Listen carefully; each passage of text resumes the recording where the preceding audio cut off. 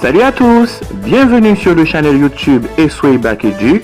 Sur ce channel, vous trouverez des vidéos avec des explications et des techniques sur des exercices de chimie pour le baccalauréat haïtien et le baccalauréat français.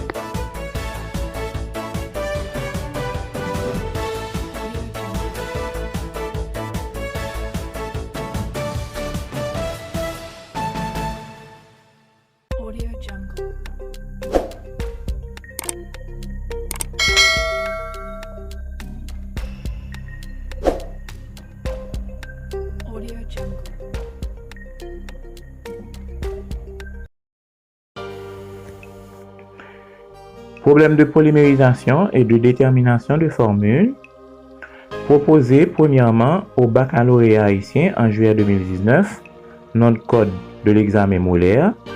Ce problème a également été proposé au baccalauréat permanent en février 2020, notre code Alcan NS en série SES. Problème numéro 1. Un polymère a une masse molaire moyenne de 42 mg par mol. Si la masse molaire de son monomère est de 42 g par mol, précisez son indice de polymérisation. De plus, ce monomère est un alcène. Déterminez sa formule semi-développée, puis indiquez son nom. Écrire l'équation de la polymérisation de ce monomère. On donne en gramme par mol moins 1, le carbone égale à 12, l'hydrogène égale à 1. Donc c'est un problème de polymérisation. On a donné la masse molaire du polymère. La masse molaire du polymère qui est généralement grande. Donc, quand dans un problème, on vous donne une masse molaire qui est grande, eh bien, c'est la masse molaire du polymère. On a également donné la masse molaire du monomère. Et la première question, préciser son indice de polymérisation. Eh bien, on applique la formule N est égal à masse molaire du polymère divisé par la masse molaire du monomère. Donc, on a 42 000 g par mol divisé par 42. Et on a l'indice de polymérisation qui est égal à 1000.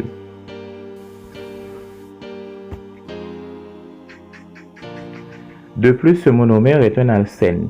Déterminez sa formule semi-développée, puis indiquez son nom.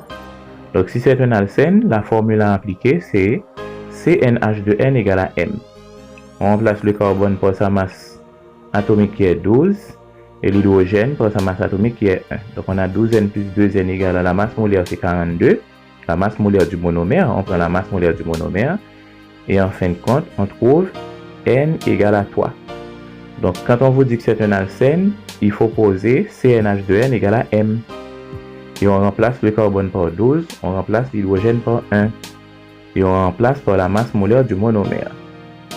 Donc pour déterminer la formule brute, on va remplacer dans CnH2n, on va remplacer n par 3, ce qui nous donne C3H2 fois 3, donc c'est C3H6.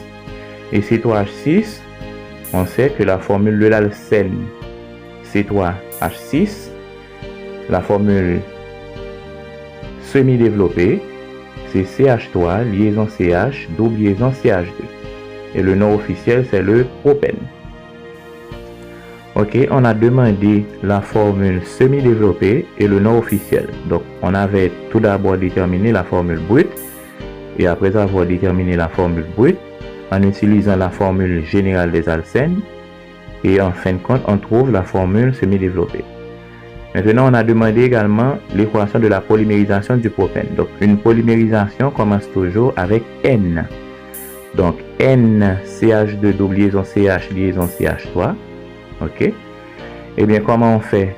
On conserve sur une même ligne les deux atomes de carbone qui partagent la double liaison. On ramifie le groupe méthyle. Ok. Et maintenant, la liaison pi est brisée. On conserve la liaison sigma. Et à gauche et à droite, on ajoute une liaison. Et on ajoute les atomes d'hydrogène pour conserver la tétravalence du carbone. Et puis, les deux liaisons qui sont aux extrémités sont coupées par des parenthèses pris n fois. Donc on obtient le polypropylène de sigle PP.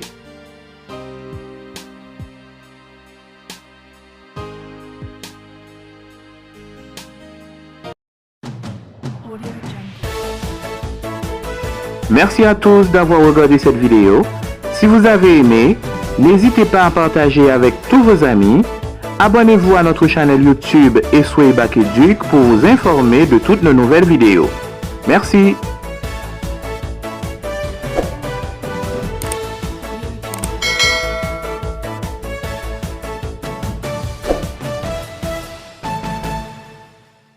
Audio Jungle.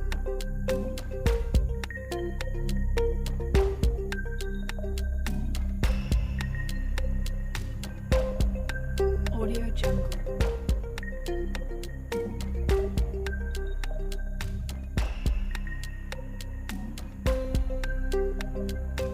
Audio Jungle.